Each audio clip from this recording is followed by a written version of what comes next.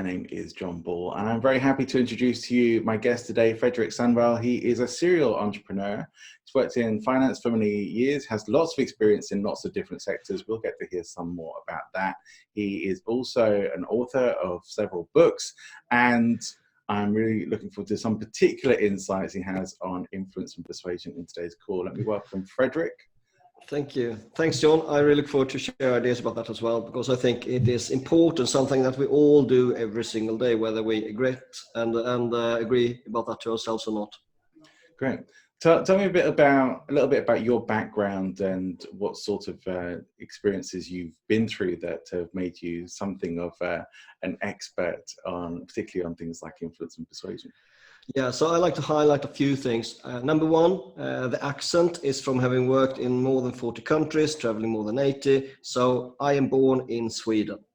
So that is the accent out of the way. I now live in London, and I started growing up in the countryside. And one of the first things I learned as young is to be the oldest brother. So with that came lots of more extra responsibilities, leadership traits, and also in the space of what we talk about in this podcast as well. The Scouts, early days, same thing there, like a lot of influence, leadership, presentation was important throughout my early days, and also daring to get on stage through dance of everything. Competing in dance, daring to be on stage in front of many people at a very young age has helped me and still helps today. Then I moved on to join the military. So I did many years, more than 10 years with special forces, and the last number of years in intelligence and operations in many countries all over the world. While I did that, I also worked with running not one but two businesses. And now in the last few years, I have moved permanently to London, still work all over the world. And now my focus is in deal making in real estate, deal making around entrepreneurship, raising finance. And all of those things together with a couple of business degrees has helped me to pick up different aspects, from negotiating, for example, with United Nations, to handling human intelligence gathering, to try to deal with your siblings, managing large teams, small teams. I think the largest direct unit I had was more than 250 people to manage, often managing a lot more than that. Yeah. Well, I mean, it's quite an interesting background, and I'm sure there's more that you could go into it as well. But one of the things that really excited me, I think I said when we first spoke, was that your background in intelligence and diplomacy, that I think is, for a podcast like mine that's really very focused on things like being able to present yourself and influence and persuasion, that is an area where I'm sure I'm fascinated about it, and I think listeners will be as well. Can you tell us, maybe first of all, how you ended up there, and maybe some of the lessons or experiences you've had through that? Yeah, you jump straight in. Happy to do that. Number one, how to get into intelligence. Some people who listen to this podcast might be curious how to do that. The first thing working with that is you can't tell people that you do that. That's number one. So you can't tell the world that, I'm going to be this and that. Well, keep that thought to yourself. Different countries have got different selection methods how to do this. Obviously, with the high quantity of people who would like to do it, they are screening for different things. So how did I get into this? Starting with a very broad, at the time when I grew up, roughly 100,000 people, men, is how many who were 18 at the year when I did the test. So they tested everything from your physique to your mental health, to your psyche, to your strength, to your background and suitability, basically. And that helped me through extra tests and selection periods like you see on movies with like the Navy SEALs, Hell Week, etc. All of that allowed me to pass the minimum barrier to get into special forces. And I did many years as an officer. And then from there, the transition was quite easy, because that is the perfect pedigree for especially military intelligence, to find the operators and intelligence officers from that space. So assuming that you are one of the best, and assuming that you are loyal, trustworthy, and can serve your cause or the country, because they will, of course. So, for example, I would find it very difficult to try to enter the intelligence service in the United Kingdom because I'm not born here. My parents are not from here. So, talk about intelligence. The best way to do it, unless you're a traitor and deceive your own country, is to focus on your own country. Right. Well, that would make sense. Right? That's a good start. It's a good starting point. So yeah, number one, it's quite hard to get in, and once you're in there, you get fantastic training. So, picking one example, many of the listeners might or might not have seen any of the Born series from many years ago. One thing which is quite cool, talking about influencing, is amount of information you can take in. What do I mean by that? I mean, literally, we get so many impressions bombarding us every second of every day, and we can open our mind to see, take in, recall, and remember a lot more by actually just opening our senses up and paying more attention. So if you and me would be on a bus or the tube or anywhere, we can just decide to think about ourselves and very much cordon off and don't see, hear, or observe things around us. Or we can do the other way around, so we can actually pay attention to details. We can screen the terrain for whatever we find interesting or hostile or whatever.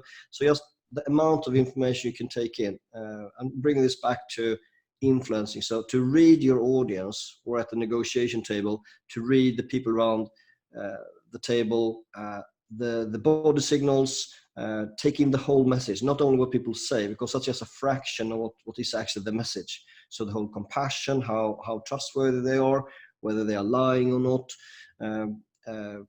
whether all of those things come together. So number one there is just take in a lot of information. I think I'm already far away from the original question, so I'll just it's on. Okay. This is interesting because I'm thinking that most people, when they're going in front of the board or if they're doing a presentation, they're in their heads. They're not looking at what's going on around them or looking for details and paying attention. So this is good stuff. So back on that track again. So how you then present your message. Talk about the super basics. One way is to tell people the way you like to be told. Even better gold standard is, of course, to try to tell it to them the way they like to receive the message, basically. And that comes down to, yet again, your understanding of the person or the audience across. So that means that you will most likely, if it's one person, you need to indirectly profile them so that you can customize the message. If it will be like, if you will share your message with passion, it will be full of rich of details, if you need to cut to the chase. Those are just a few high-level thoughts on how to customize your message to get across to the person and increase the likelihood of them actually taking it on board, which is also sometimes linked to likability or not. It depends on the context. But likability can also open up people's minds to be more likely to take in your message. And assuming that you've done all of those things, then you are now in a place where you actually hopefully have said the right things. So that would be some like rapport building things. Yeah, absolutely. Very focused rapport building, because you're also looking for maybe specific directions or triggers as to what best way to create rapport with specific people based on the situation. Indeed. Great. Yeah. So from that then, where would you go from there? Like you've got some rapport, you're ready to present. What next? Yeah. I like to read one already there. So assuming that you are about to present, negotiate, or just talk to other people, before you even come to that space, you would like to prepare. And that's something I see people failing all the time, including myself sometimes. It's so easy. If you're good at what you do in terms of this space, and you're so good and so confident, you just go in there, you wing it, and you nail it. Imagine how good you could be if you actually paid some attention and prepared as well, in addition to that. So that comes back to, again, customizing the message, making sure that you have some hooks potential that they can grab onto when you're talking, so they can actually recall what you actually have said, how you formulate, how you frame the whole conversation, including even which setting you have, if you can influence that as well. So many people I know have picked a very ambient yet useless venue for a particular conversation, for example. So we might have talk about, for example, the sales space. I've been coaching many thousands of people in the sales space, and one MD who was asking for advice about like where should I meet them. He was about to meet the highest person in one of the biggest phone companies in the world, and he had got FaceTime with him, and he thought like, I have to do something really good to impress this person. So he thought about basically the fanciest place that he can come up with that would be appropriate. But when I was coaching him around that, I made very clear that, yeah, very nice venue, but not for the purpose. He will not be able to hear what you have got to share. So we might have a good experience, but he will have no idea about who you are, what you want to do with him. So it means that you've given him a good experience. Thank you very much. But he will have no idea what you're about. So that's another way of preparation before the actual meet. Yeah. Okay, great. I mean, preparation is always a good idea, and it's going to make a difference to your results. I mean, one of the things that I like to do to prepare is to think about the outcomes that I'd most like to create. Yeah. And then at the very least set an intention for that outcome, so that I think I'm more likely that I'm directing myself, kind of programming myself to work towards that. Doesn't always guarantee it, but it does help me improve my results. So that's probably one of the things that I do to prepare, especially for meetings of those sorts of kinds. Yeah. One thing that I'm interested in particularly, and may or may not be able to properly answer this, but are the skills that you learn in terms of creating rapport or influence in those areas, are they all learnable outside of the intelligence community and Secret Service, or are there stuff that? No, I would say that they're very much learnable and teachable. Certain things, not trying to be sounding elitist, so some things are harder to learn, so it might not be appropriate to fit with some people's normal life or traits or behaviors. But most of it is very much teachable. So for example, one time I came home to my wife and told her I've been away for 2 weeks. Hello, dear. I've been on a 2 weeks training how to lie.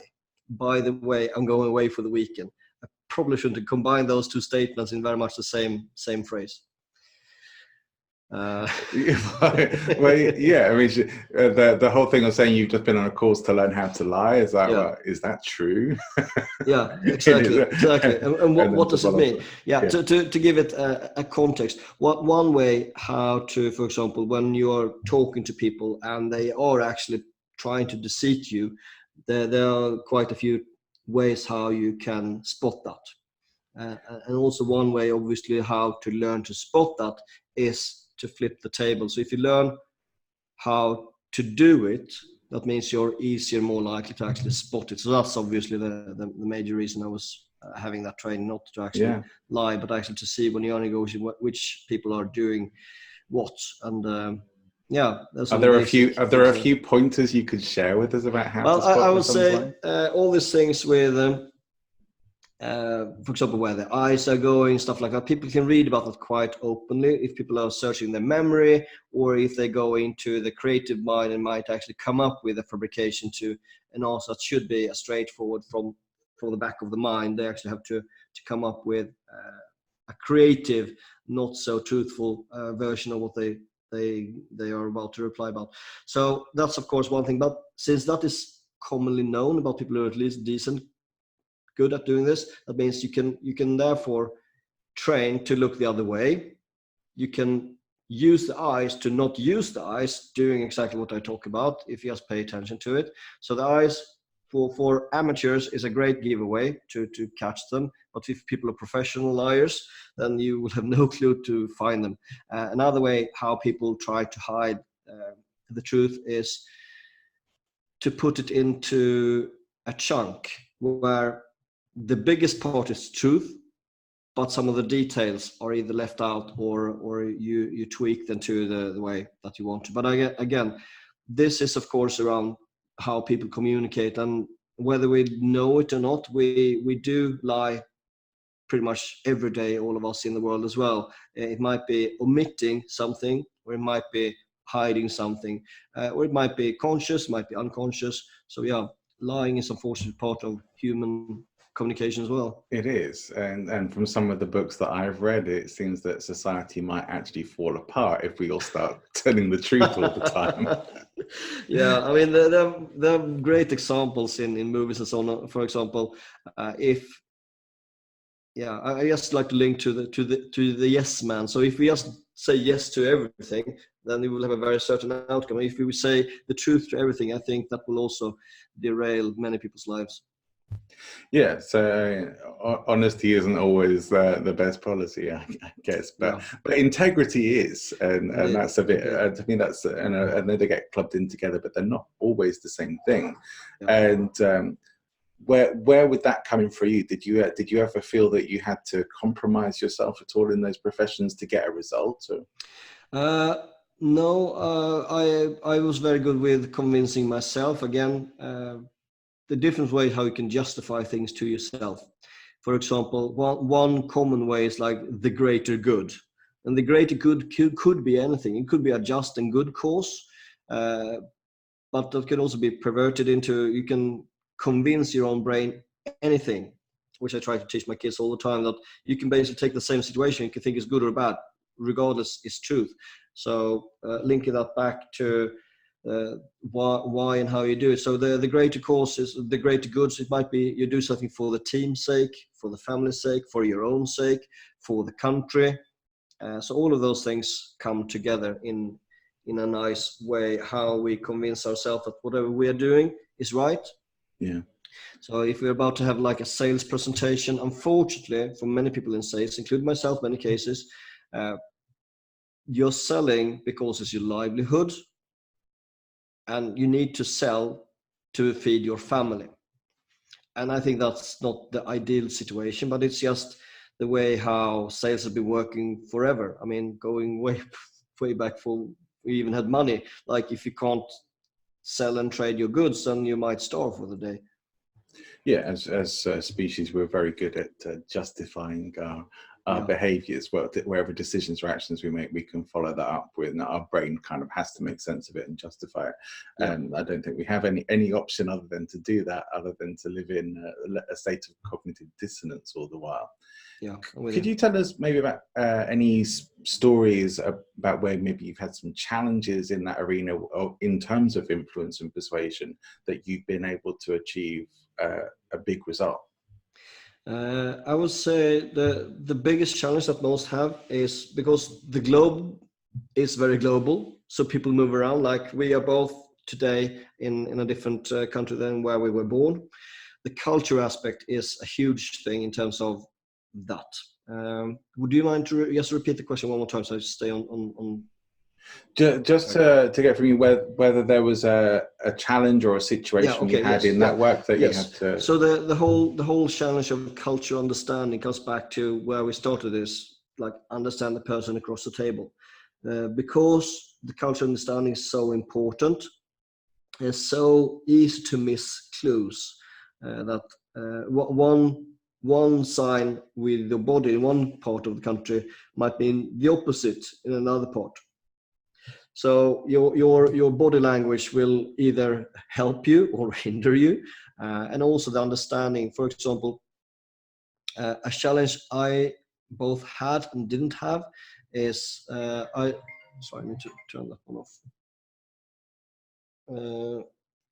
So understanding, for example, working as a Swede in China, India, Middle East, understanding how it is different. So in Sweden, we are quite quick, like the Germans, to cut to the chase, to go straight in, maybe not sugarcoat messages as much, and getting it right in the wrong culture, so to speak, where you don't have those clues, can be a fatal disaster as the problem. So how should I frame it? So from my point of view, a failure. So I like to get to business quite quick. And one time I was working in Middle East, not named country. I wanted to sell in a quite large project, and I literally spent many days just socializing, doing stuff, talking about family, all the things which is not in my normal comfort zone or what I normally would do. Of course, it's quite easy to do it, but I felt frustrated that we couldn't get down to business. But as a result of me adjusting to them, so a failure from my point of view to do the right thing with a week led to that when the week was over, pretty much just got a handshake out of the blue, like, okay, you got the business. And then basically my follow-up question, like, so what's the project? And he's just like, well, you're smart, you'll figure it out. So basically I had now, because I've earned the right, I could pretty much design the right and best solution for them with no limits, which is extremely unheard of in consulting usually, that you can pick the best solution for them, and not from the money point of view, but actually you can customize it, which is great when you work with, for example, changing people's behaviors, influencing. Most consulting assignments and speech presentations is just you're there too short time to change a habit, for example. So failure from my side, it took too long time, but on the back of it, it turned out to be very good. And I see a lot of people I'm helping to get it wrong with the culture understanding and the cultural patience. So I hope that was useful. Yeah, definitely. One of the things I know, I imagine, and probably other people do, just because we don't really know other than what we see in films and TV, but in the intelligence community, I imagine, and I'm sure others do, that there are a number of covert tactics and methodologies for gaining influence and persuasion. And so you mentioned some already, like scanning your environment and going into detail. Are there any others that might be useful for people to think about and perhaps go away and learn for themselves or train themselves on? Yeah, I would say, I know that you have on your podcast previously mentioned Cialdini and his persuasion tactics. They are as applicable in all walks of life, including, of course, this context of working with people. Because again, we are people, we respond in a similar way. And because we often respond in a similar way, that means you can actually game it. So, for example, there are people playing the game of love, or at least of one night stands, by finding that way how to understand the opposite sex.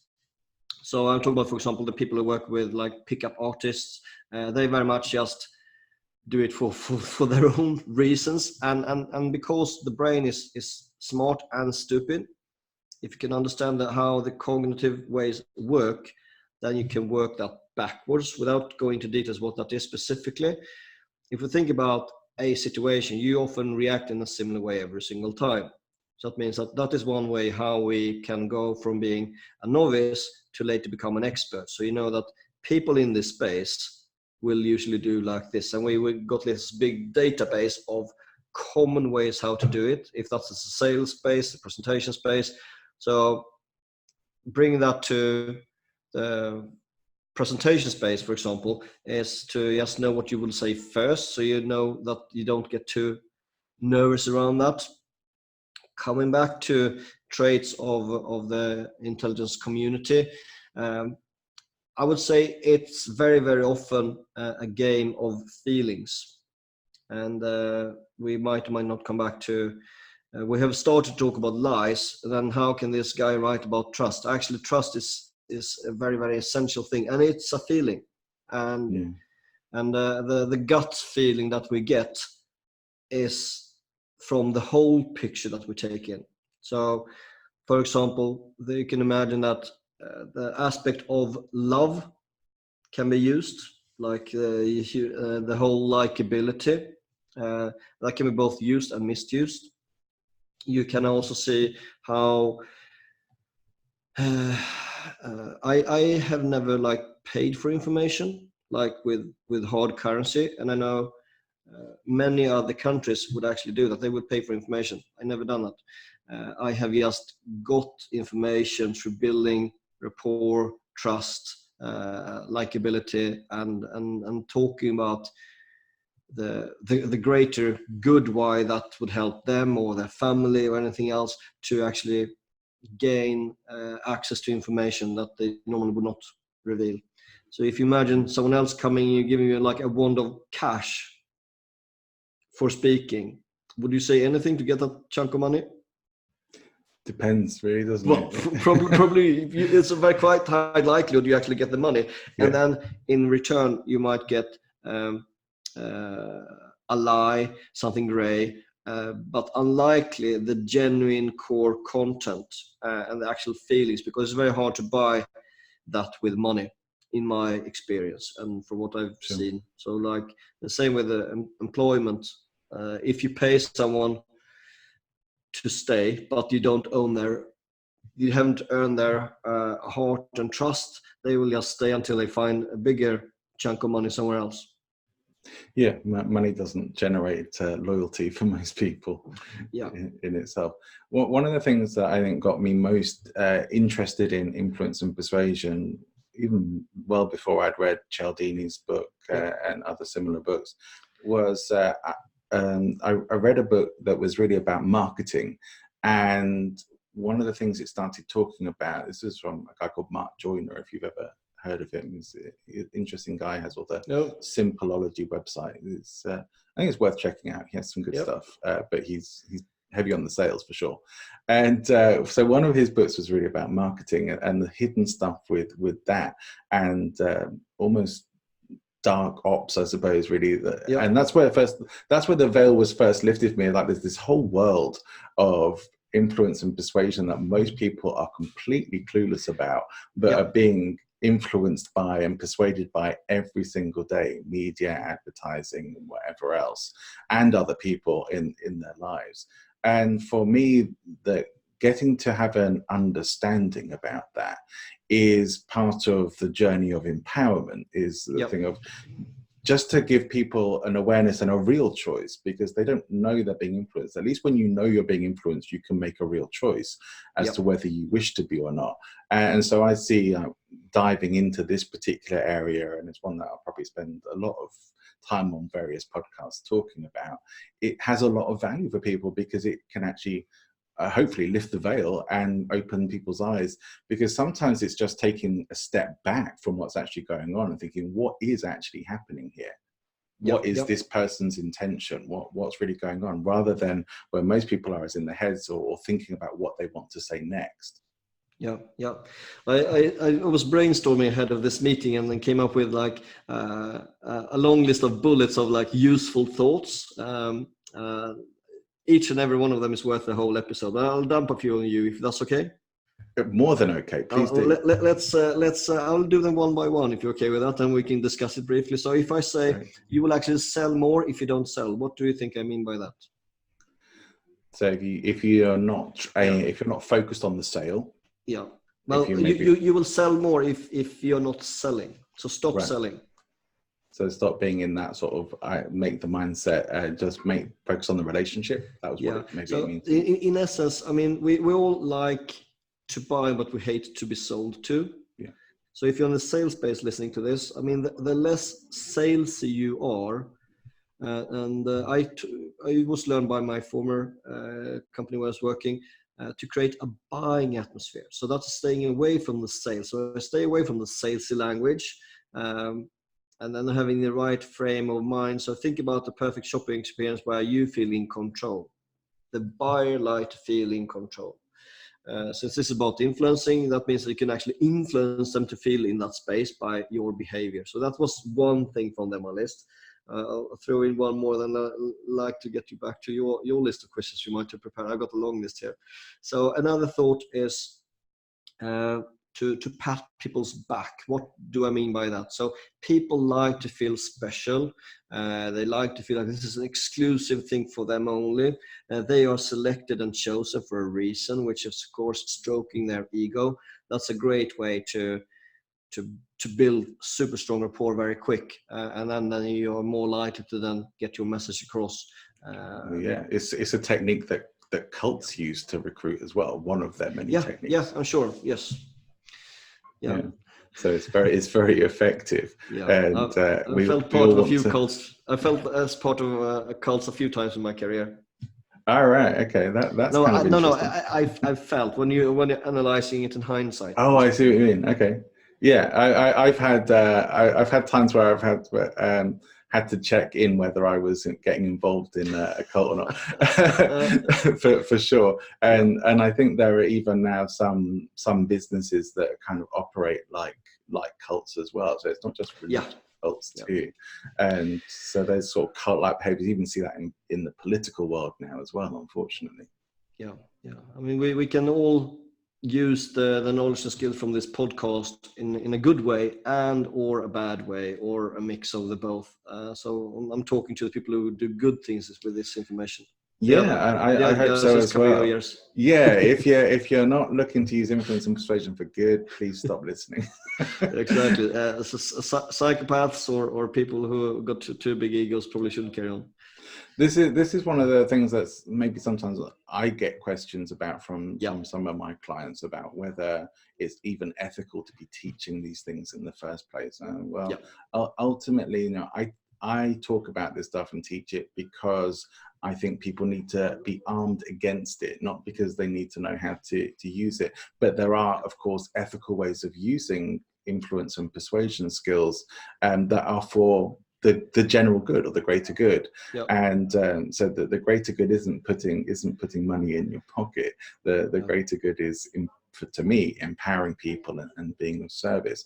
So I would hope that people who are listening in and learning these sorts of things are intending to use their what they learn ethically and for good. But of course, there's no guarantee.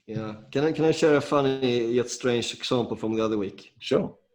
I was working with my older son, Ivan, and he had his equivalent of the GCSE. So basically the annual curriculum test of everything he's learned so far in maths. And he was not focused at all. He was playing around with some stupid YouTube video, which was very, very, very offensive. But I used my knowledge to reprogram him to use that stupid video, which he had on his mind and disturb him all the time. I used that to get him to learn the things he found hardest in his whole book.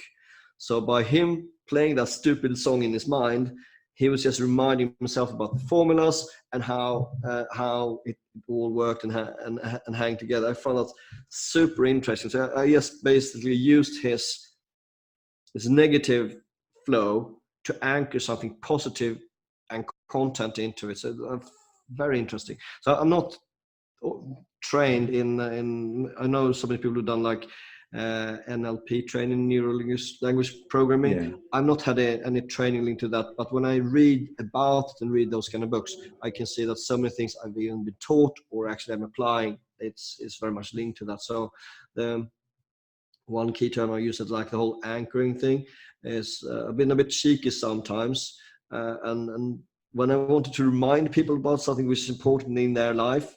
So for example, telling you about when you see this, think about that in the right logical way. So for example, every single time you're behind a truck or a lorry and you're about to overtake, you will come up with this other extra thought on the side, which is and that should of course be to do a safe to do a safe way to how to drive around the other truck. You can trigger things, and this is also used in hypnosis. And I have seen that also used for good reasons and occasionally also for bad reasons. I've never been hypnotized myself, but I'm aware of. Have you? Yes, and I have trained in hypnotherapy and NLP in the past as well. So mostly during that training is when I've experienced actual hypnosis and the likes. And I find it a fascinating area. I really do, and I use a lot of it now. Sometimes maybe unconsciously as well. But there are certainly some of my coaching calls that I do in group coaching. I do a visualization, which is a hypnotic style visualization, which uses a lot of NLP stuff in it, although it is an eyes closed process. I really do use it all the time. But for me, it's using it when I use it consciously. I'm using it to work with clients and to help them in some way. I think everyone is hypnotized. Everyone's hypnotizable, and I think everyone is hypnotized at some point to some degree. Just we don't always realize where we are hypnotized. Like there was a very famous hypnotherapist, one of the father of modern hypnotherapy, really, Milton Erickson, who he basically believed that everyone was in a trance of disempowerment, and his job was to help people move into being in a trance of empowerment, that we're always in trance, but it's just whether that trance is disempowering or empowering. Because even the stuff we have in our environment is hypnotizing, it's mental programming, and that's really what hypnosis is, right? I like to latch on to what you said. That's so important. Like it has been said over and over by many people in books and all over the world, like you are like the average of the 5 people you see the most. And that is just so true. So I like to link that to, if one of those persons is the TV, then what you actually watch on the TV becomes quite important, and very much will influence your dreams, your behaviors, your values for sure. And interesting to see how we actually spend so many hours with some movie stars, very often a lot more than with our own family. So that's a thought. I struggle to understand people's obsession with celebrity and reality TV, and to the point where they are far more interested in what's going on in celebrities' supposed private lives, or at least what you are led to believe is their private life, than they are in what's going on in their own lives. I think there are a number of maybe more obvious psychological reasons for that, and some of that is to do with personal responsibility, or not actually wanting to deal with what's going on in your own life and reality.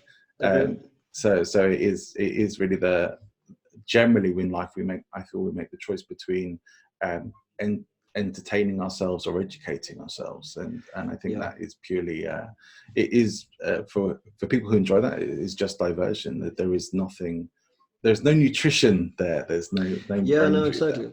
It's a tough choice if you like to focus on consume or create, and lots and lots of the people who are the new working title influencers, they very much are aware, consciously or subconsciously, that they need to put out stuff every single day. So ideally people get their dose of this person every single day. So it means they're almost like an addiction, that you should tune in to see what this person is up to, whether that is for educational reasons or entertainment or whatever it is.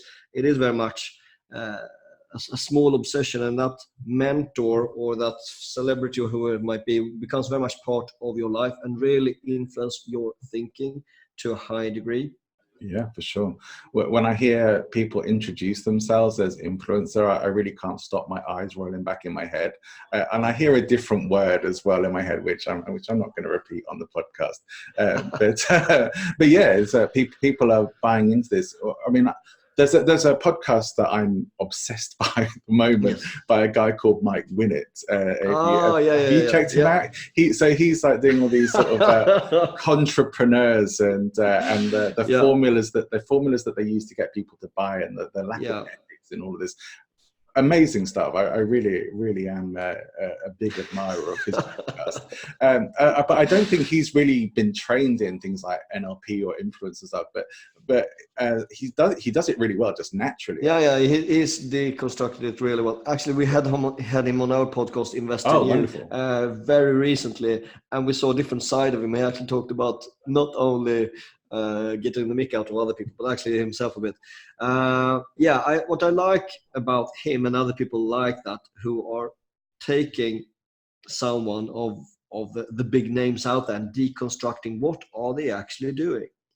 So I know quite a few who have been working with, are you familiar with Grant Cardone? Yes, I've been working in the personal development industry for about 15 years. So I know most of these guys. Yeah. So I have been sharing stage with him before-ish. So I was as his warm-up act, and he's been on our podcast as well. There has been a few people in America who's also in a similar way, like Mr. Winnett, have deconstructed what they actually are doing and up to, and digging deeper. And unfortunately, if you dig really, really deep in most people's lives, you will find things which you wouldn't expect. And also, the reasons why people do things can also be very different. So I am personally at the stage where if you think on like the Maslow's hierarchy, I got many of the basic steps very much sorted. So I don't need to work to survive because I have got assets working in the background. However, I like to grow more and better. So the reason why people teach is often very different. So one reason right now for me to help other people is I genuinely like to help other people. But of course, my time is finite. I don't want to waste my time by teaching people who will not take action, because I'm very much around action. So having said all of that, what was my key idea there? Really, if you would like to be influenced by someone, try to understand the influencer. What is their purpose of actually influencing you? Is it just to get your money? Is there another reason? Is there a genuine reason to help? And have they been where you want to go? That's not always necessary in terms of coaching, because that's a particular skill that can unlock things also in spaces that you don't even know and understand. So yeah, have they been where you want to be? It's interesting. I just had having a flash of a thought of one other thing. When I was at university, I studied English amongst other things, and so I think I speak it quite well now. But one of the things that I did for my final year was a project about the film Blade Runner, and it meant watching the different versions of it and really pulling it apart. And to be honest with you, it was really hard to enjoy watching a film when you're watching it to analyze it. Yes. and to pull it apart. The whole enjoyment factor disappears, and you're really just looking for what's right, what's wrong, what that means, what that doesn't mean. And for a while, I think the next film I watched after that was Pulp Fiction, and I was just immediately already in the mental habit of, I was deconstructing it from the start. And I just could not enjoy that film. I don't know. I mean, I look back, and I've watched it since, and it's like, okay, it's actually kind of a fun film. But actually have to consciously switch that off to watch a film, because my natural tendency now is to look, why is that happening? Why is that person doing that? Why are we seeing that?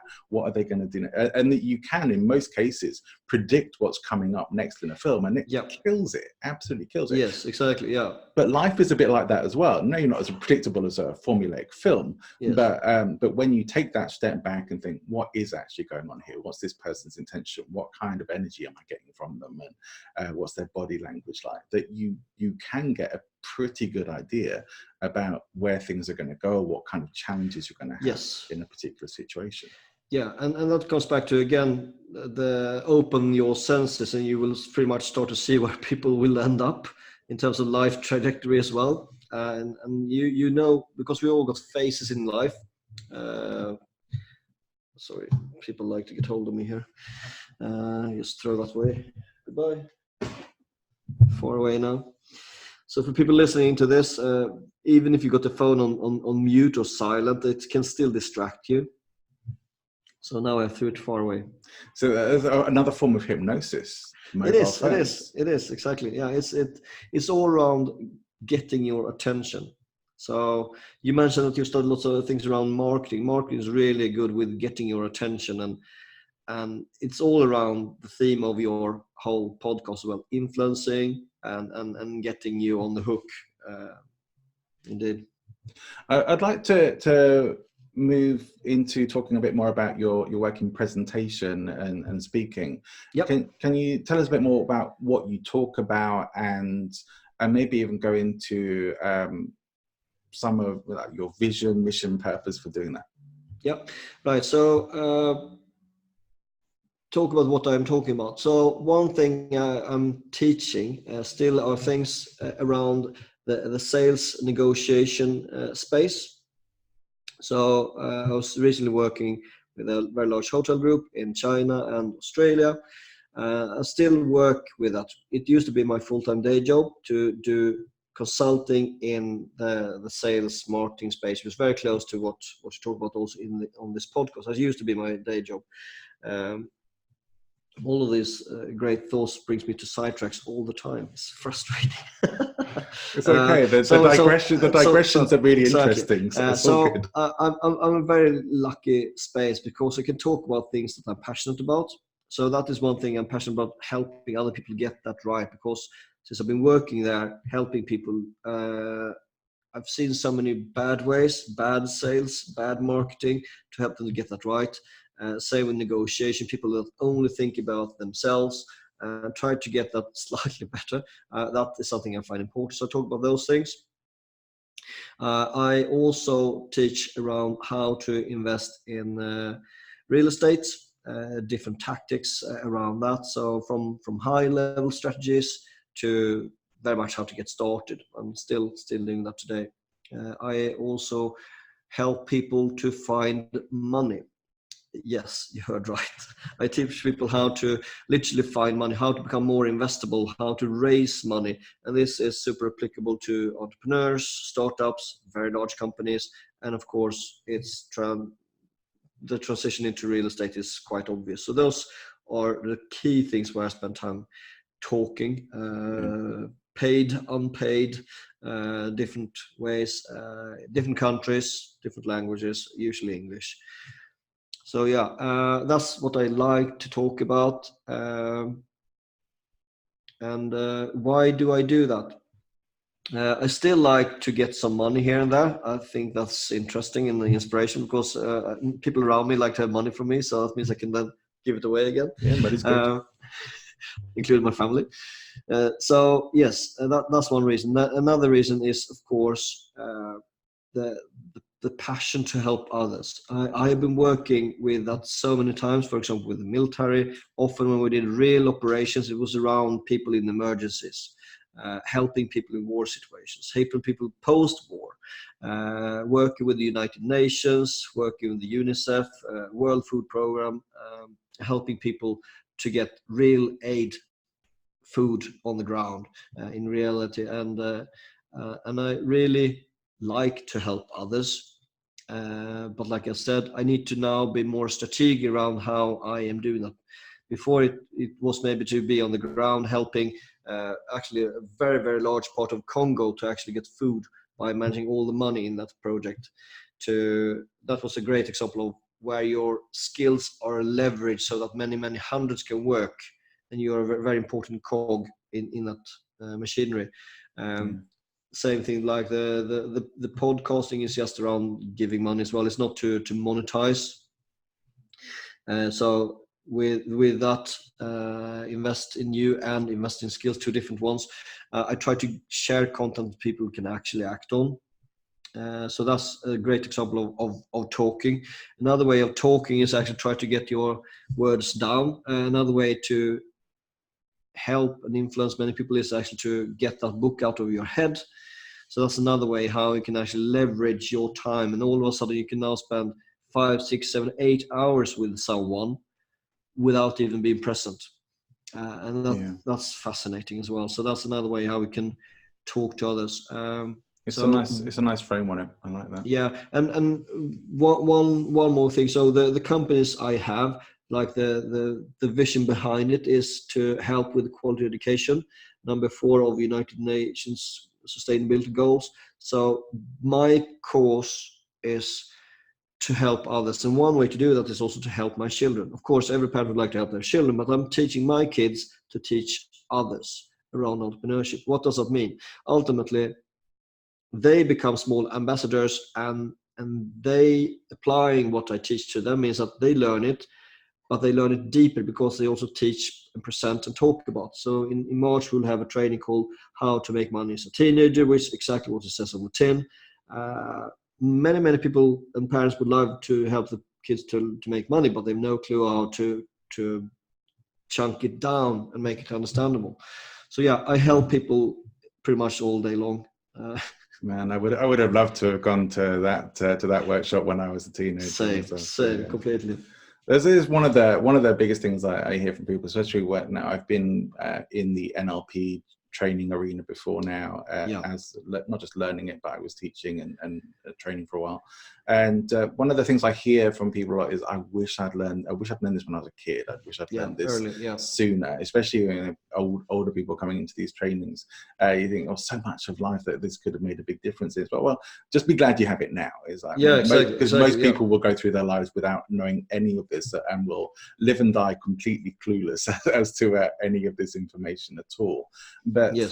but now we also see a generation of kids who are being taught these skills because they're so much more commonly known now. Still not by enough people, but they're enough commonly known that there are a lot more children growing up empowered and people actually looking more to giving their children an entrepreneurial edge, not just thinking that, regardless of what you think of the education system, it doesn't set people up for anything other than going into a job, really. Yeah.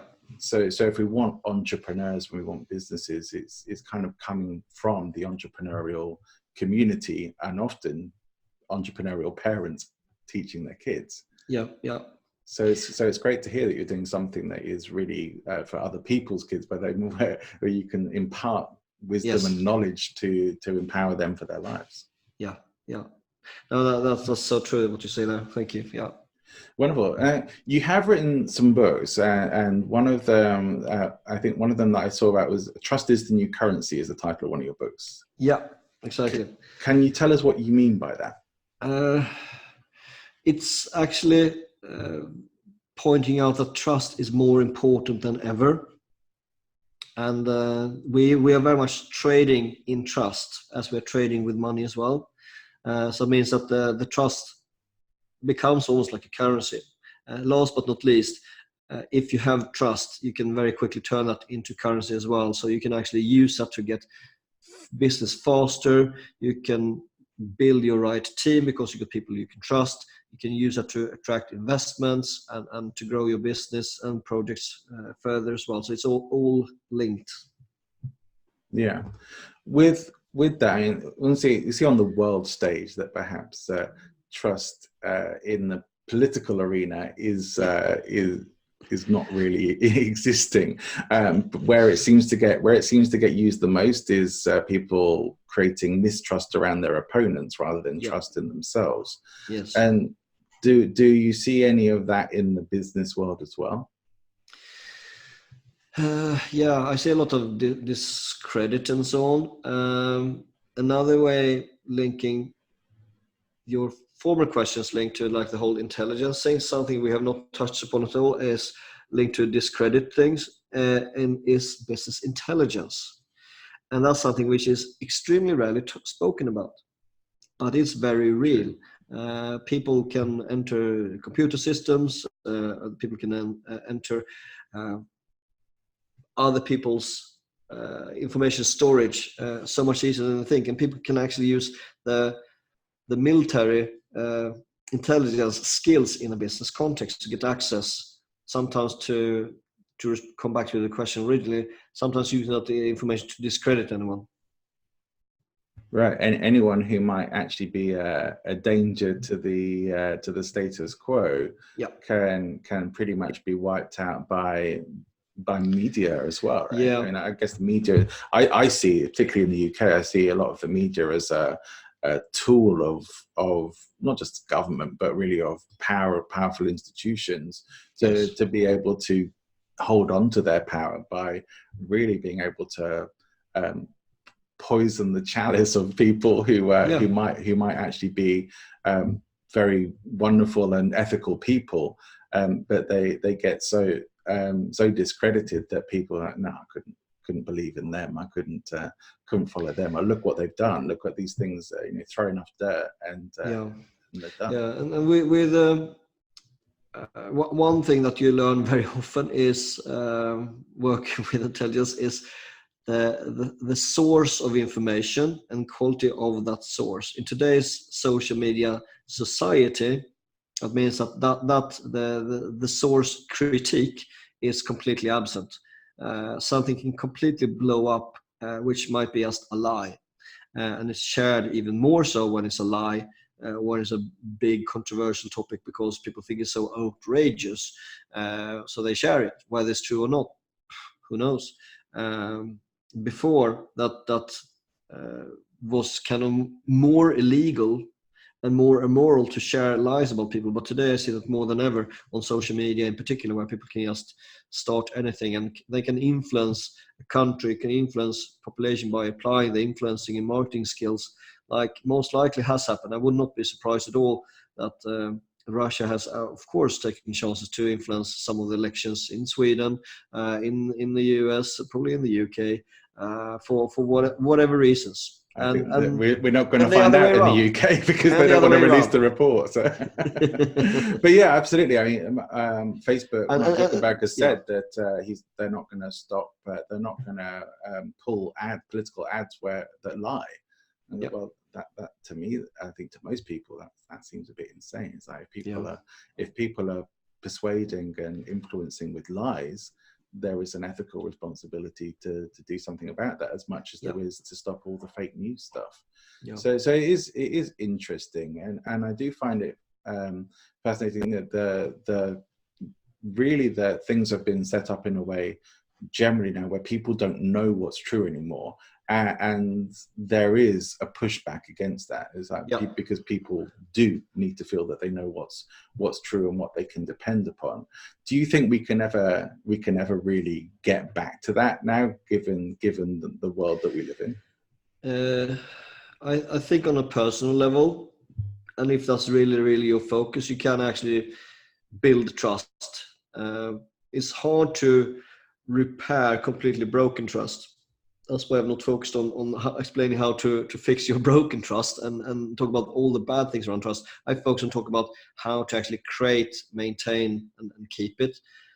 Once you've broken trust in a relationship with your customers, anything is really hard to get that back, because that will always be there, a reminder in the back of one's head. That's, for example, one reason why people are unfaithful or cheating, which is more common than people would agree.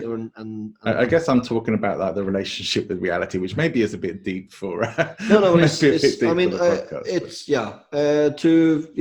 coming back to trust, it's hard to build, it's very fast to destroy. In your own presentations, how would you go about working trust and rapport into a presentation? I would try to have some kind of decent ideas anchoring why it's even worthwhile to listen to me, by sharing that with, for example, with the host, so they can be part of the original information to even attract people in the first place, to give some credibility to myself. I hate and like people who are talking people up too much. I really like, because you feel really good about having a really good presentation about who you are, and people who do that professionally without overdoing it. I think that's fantastic, because that means that you start with a glowing aura. You feel really good about yourself, and the audience will also feel that, okay, we should probably pay some attention. I really like that. What I don't like about that is when it's done in a not genuine way. Because that means that even before the speaker has started to speak, it feels a bit off. I can remember listening to a speaker, and who, this is a while back, but he's clearly done some NLP training, and one of the things he kept saying over again is that if you're like me, and then you know that, and then it come up again, but like me, and so you kept hearing like me. Okay, now it like, okay, like it took me twice to spot that. Yeah, and it after multiple repetitions, it became very obvious that you kept hearing like me. Like, he overdid it. In my opinion, he overdid it. Yes. But then again, sometimes it's hard to know, like when you know this stuff, when you're trained in it, you will pick up on that. When you're not, you may not. True. I really don't know. I know when I was initially training in rapport skills and NLP, one of the things they teach you, the basics are like matching and mirroring, right? You know, the physical similar positions, and either do exactly sit how they're sitting in some way, or mirror it. And one I was teaching, you can't go too far with that. And one of the things I started to notice afterwards, because most people don't know you're doing it, I would still be, if you start to get a strange look if you're doing that, then people probably are picking up on it. But you do sometimes get these conversations with people where you may find yourself talking a bit like them, or you may even actually know what they're going to say next, because the rapport can get that sort of deep. So when it happens naturally, you wouldn't even think about those things. But true. When it doesn't happen naturally, and when it's being forced, there are people who will pick up on it. It's just hard to say at what point people who aren't knowledgeable or trained in this might start to think, what's going on here? Yeah, exactly. And if you are good at this, then it means it will be part of who you are in a natural way. I mean, I used to teach something, I call it becoming a chameleon. And you can just imagine what that means. That's everything from like the mirror matching to customizing the message, to be more like them, more likable, all of those things together. I'd like to share a crazy story of where mirror matching went completely bonkers and just wrong. It was, if I give you two countries, I won't say which of the two it was. It was either in Pakistan or India where this happened. I was working both with similar things. So it was me and a colleague. We were military observers, which meant, think about football, the game. You are like the referee. You're there very much in the middle of it. You're not supposed to interfere or do anything, but you should be very aware of what's going on both sides. So yeah, like a football referee between India and Pakistan on the border in Kashmir. That was basically my job. And there we had a meeting.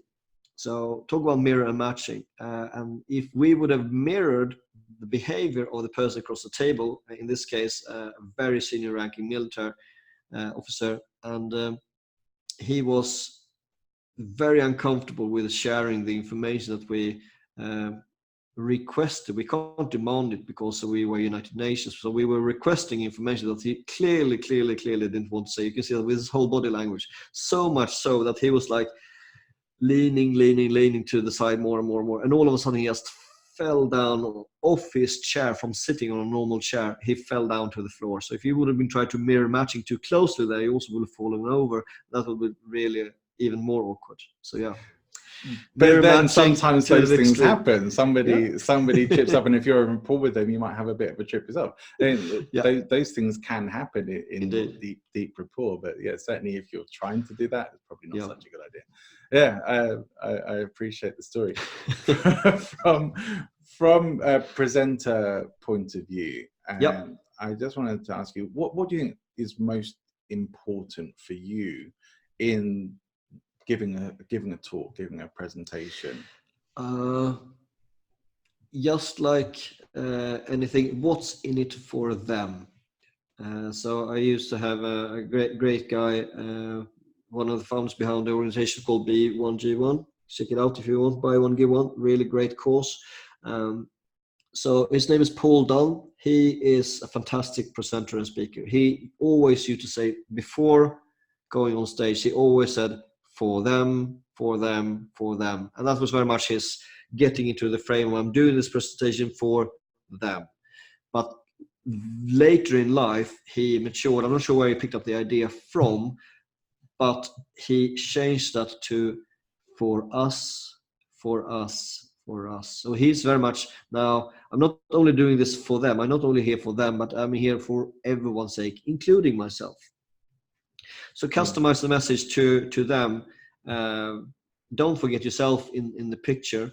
I'm not saying that from like you present to sell. I'm saying that from a deeper level, not the transactional level. Like, think what's in it for them and for you, hence for us. Same with doing that brings you closer to the audience. If it's for them, that means you're a step ahead, a step behind, or you see yourself higher than the audience, and trying to put yourself on the pedestal and trying to put yourself further distance from the audience is not the right way to do. So the closer you can get to the audience, work the room by actually having eye contact with people in different parts of the room, actually physically use the room. And this can be used also when you got huge audience as well. You can still move around the room to engage and show that you are not only the person up there on stage, you're actually amongst all of us together. Yeah. So that's a thought. So sometimes when I've done presentation trainings in the past, especially my early days of learning how to speak, and I paid for a lot of training as well as doing things like Toastmasters, which I still do, that people would describe the stage as being the expert zone, and that there's a barrier between the audience and the stage where you step up and suddenly at the front, just by being the person standing at the front, you are in the expert zone because you're daring to be out there talking about it. So I like this idea of bringing the expert zone into the audience as well. It's like, no, you are a part of this. You're still kind of up there as the person speaking, but you're not separating yourself from that. That's a really, for me, that's a really nice idea, and something that I'm thinking how I can bring that into my own presentations. And just sharing this with you is just a great reminder. And I'm not perfect by any means at all, but just saying this is just reminding me I should do even more of it, because when you do it, it's even better and engaging for the audience. Well, the goal is never to be perfect, right? It's just to get out and always do it. learning. Yeah, absolutely. Well, fantastic. Who are the people who you trust? I trust my wife. Sometimes more than I trust myself, because she's got better judgment than me. I'm more running into risk, and she's taking it more easy. So that's one person I trust. Great question. How about speakers or people in the professional world? Great question. I would say, I'm not saying this to be evil. When you're part of the speaking community, which I very much am, then you know people even better. And many people I used to put on a pedestal in the early days, I don't, for whatever reasons, anymore. So either like on level, or that you see that actually this person is not doing this for the same reason as me, which is like to help others. So yes, maybe only doing it for money or other things. And I not really despise that, because there's a reason for that, of course, as well. I rather not name drop, because I got many people I like, and I take parts of what I do, but I wouldn't say that I fully trust them with my kids, so to speak. So maybe not that kind of level of trust, but maybe a level of trust it's just, you would buy from them, or I would happily buy from them and everything else. It's just my dad taught me something when I was young, which was not the best thing to teach teenagers. Like you can never trust anyone. That was like his angle on having him and my mom separating. I do it the other way around. I trust people until they prove that I can't trust them. So I start from the level of I can trust you, but you can quite quickly be moved away from that if you don't do that. So I think I was brought up that way around, that you trust people until they show you you can't trust them, which has mostly served me well. Is obviously, I think we all get burnt from time to time, right? But for the most part, you get very, very lonely if you decide to not trust anyone. Yeah, exactly. But it also, not just in terms of connection, but even professionally as well. You're gonna be either micromanaging the people you're working with, or just treating people like they're not really people. You have to really be able to develop some level of trust there. But that's fascinating, and I want to be respectful of your time, so I want to try and draw things to a close interview. But I feel like I could. It's been fascinating, and I could talk to you for hours. One of the things I would like to know is there a question that you like to be asked, or would have liked that I asked today? That's a great question. I've used variations of it myself. I would ask, what's your best advice in terms of becoming a better whatever, fill in the blank? That's the question I like to have. What would you answer? I would answer something along the lines like, if you like to become really, really good at something, find the best person you can in that space and learn from them, or do it with them. Great. Get yourself a mentor. Something I hope I learned early in my days, but yeah, it's useful. Yeah, absolutely.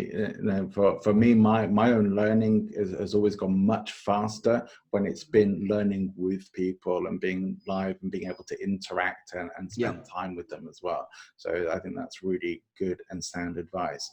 Please tell us. I know I'm going to be wanting to check out your podcast. I'm sure audience members will as well. Please tell us how we can do that and how people can find out more about you. Sure. So in terms of podcast, wherever you find your podcast, including this one, you can find either Invest in You there, which is more holistically around self-development. We have people talk about presentation skills there. We talk about health, we talk about investments, and so on and so forth. We also have another one which is more niche, which is called Investing Skills. So if you're in that space, that can also be helpful. So those are 2 podcasts which are out there for you. Great. And if people want to read one of your books, which book would you books would you recommend? The one which came out last year is called Trust is the New Currency. I'll have 2 books coming out this year. If you're a parent, follow me on any social media, and you will see probably towards March or so when the How to Make Money as a Teenager is out there for your teenagers. Great. I would just from what we talked about today, I would definitely be recommending, if you've got teenagers, get them along to that course because it's going to set them up for life. Well, fantastic. You've been a really wonderful guest, and honestly, I don't know, maybe you'd be willing to come back again another time and have a sequel. But it's been really fascinating to talk to you, and you've shared a lot of really great information and given a lot of good value today. And there's more to get from your books and your podcasts, and I'll be going and visiting them myself. Frederick, thank you so much. Perfect. And I appreciate you sharing with the world and bringing people like myself to your audience. Thanks, John. Thank you.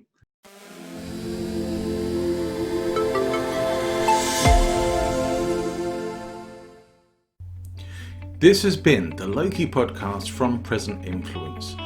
If you have learned anything today in this podcast, please be sure to put it into action and use what you learn.